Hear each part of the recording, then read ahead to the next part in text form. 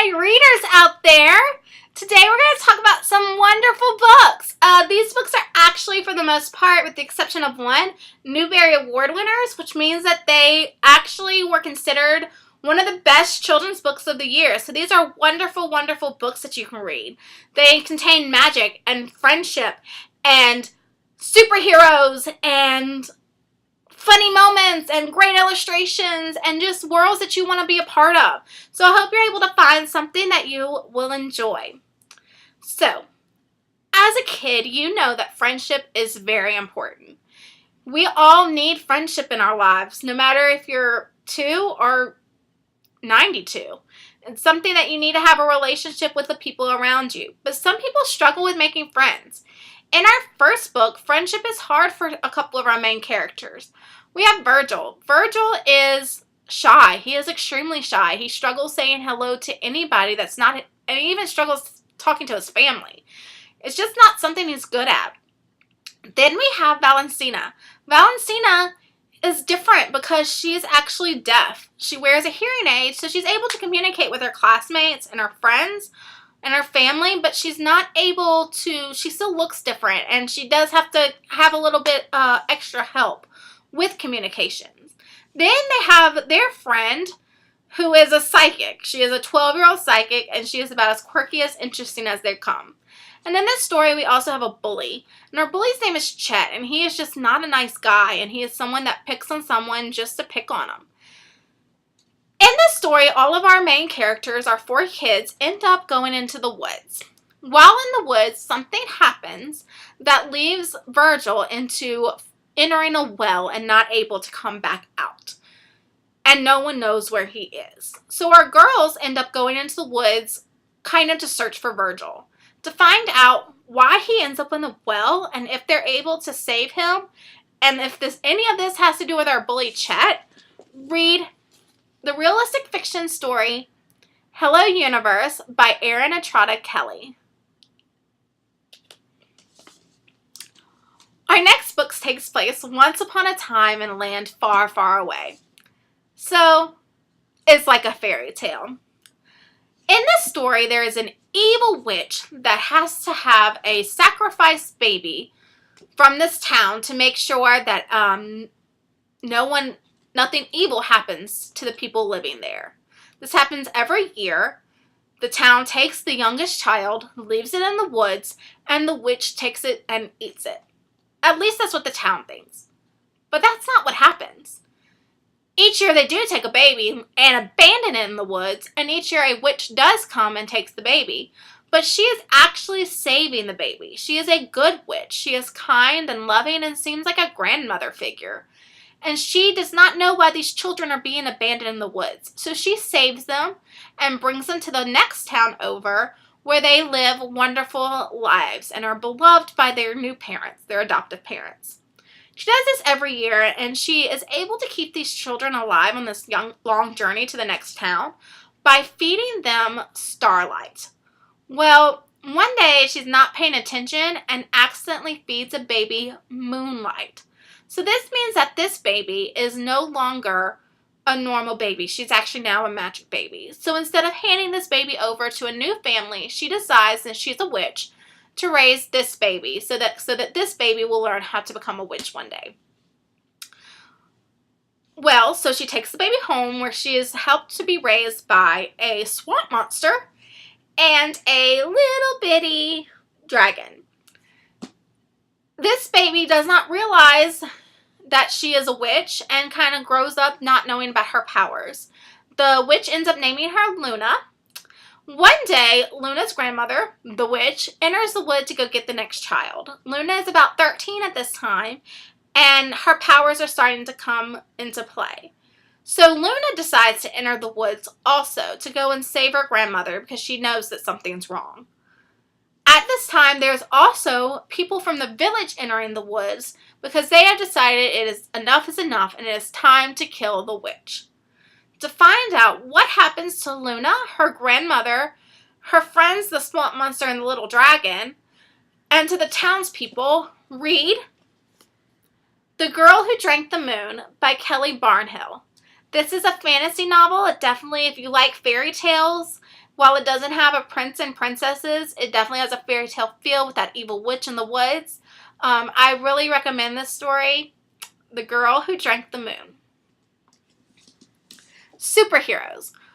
We all have our favorite superheroes, and most of our favorite superheroes got their powers from being an alien, getting bit by a radioactive spider, or having a really cool super suit. Well, what if they get their powers by being sucked up from a vacuum cleaner? And what if they aren't a human? They're actually a little baby squirrel. That's what happens to one of the main characters in our story. Ulysses is the squirrel. He's a normal squirrel out in the wild till one day he gets sucked up in a vacuum cleaner. He is found by a young girl named Flora. Flora is from a divorced household. She is being raised by her mother, but her father is in her life. But her mother does not really like what Flora is doing. She doesn't like that Flora is different from other little girls. That Flora likes to read comic books instead of make friends and go outside and meet new people. And it's just not something that her mother likes.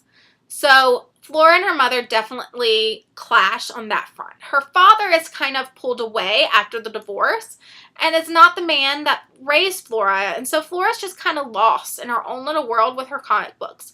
So when she finds and meets Ulysses, this squirrel that is able to write poetry and fly and understand human language, she kind of found a person that she is able to connect to.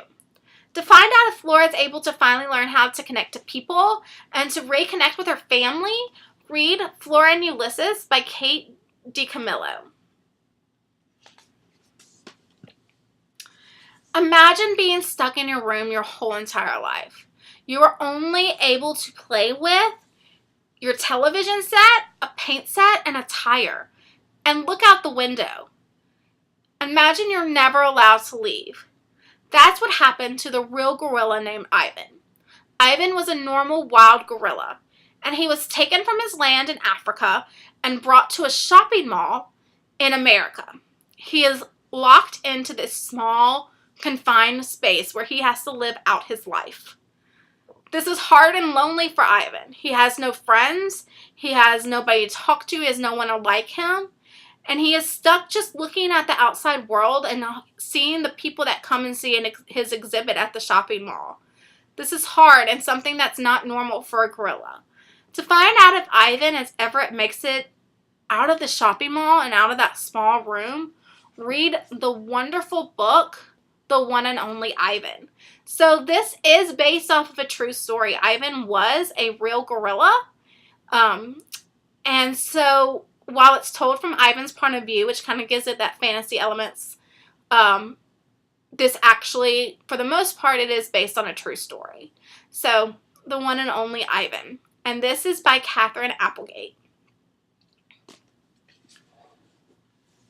There are some of you out there that maybe feel like you don't get everything you want. That maybe your parents tell you, we can't afford that. Or, not today, it's just too much money. I think we have all probably heard that before. But then there are some children that are experiencing poverty to where they might not get enough food to eat every day. Or they might end up not having a real home to stay at. In my final book, Jackson is from one of those families. He's currently living in an apartment with his mom, dad, little sister, and his dog. He is a happy kid. He enjoys facts and he wants to know the truth about things. And he starts to realize that something's changing in his family. That they are beginning to sell off all of their belongings, that they're not making as much money, that they're going more hungry than they used to, and he feels like that they're about to become homeless again. That already happened before for Jackson and his family, and they had to live in their van for a long time. And he does not want this to happen again. But his parents aren't really telling him what's going on. Well, Jackson's dealing with all of this. All of a sudden, his imaginary friend, Crenshaw, shows back up. Crenshaw is this giant cat. And Jackson is now in the 5th grade, and he is too old for Crenshaw. He does not know why Crenshaw is back. The last time, though, that Crenshaw was around was the last time that they were homeless. So, why is Crenshaw Crenshaw back? What is Crenshaw trying to teach Jackson? What does Jackson need to learn from Crenshaw? Is it just about the fact that they might be homeless again? Or is there something more to why Crenshaw returned to Jackson's life? To find out more, read Crenshaw, also by Katherine Applegate. I hope you were able to find a book that you would enjoy to read. These are all wonderful options. Some of them will make you laugh and cry and wish that you had magical powers too, and really wish that you had either a magical squirrel or a tiny little dragon. So just to kind of review our books, we had Hello Universe. It is a realistic fiction by Erin and Entrada Kelly. The Girl Who Drank the Moon. It's our fantasy fairy tale by Kelly Barnhill. Flora and Ulysses by DiCamillo. This one is a mixture of fantasy and realistic fiction. So it is fantasy because it has our superhero squirrel, but kind of the heart of the story is a realistic fiction story. So that is Flora and Ulysses. The One and Only Ivan. It is based on the true story of the shopping mall gorilla Ivan. It is told from his point of view, so that kind of again gives it its fantasy elements because we are hearing his thoughts and his feelings. But again, this is something that really actually happened, and you can actually research more on Ivan and after you finish reading this book. And it is by Katherine Applegate. And then our last book is, again, a kind of a mixture between a fantasy and a realistic fiction. So Crenshaw, the imaginary friend, is actually a fantasy element, but then the bulk of the story is, again, realistic fiction, dealing with poverty. So this is Katherine Applegate's Crenshaw. I hope you all have a wonderful day and you get out there reading.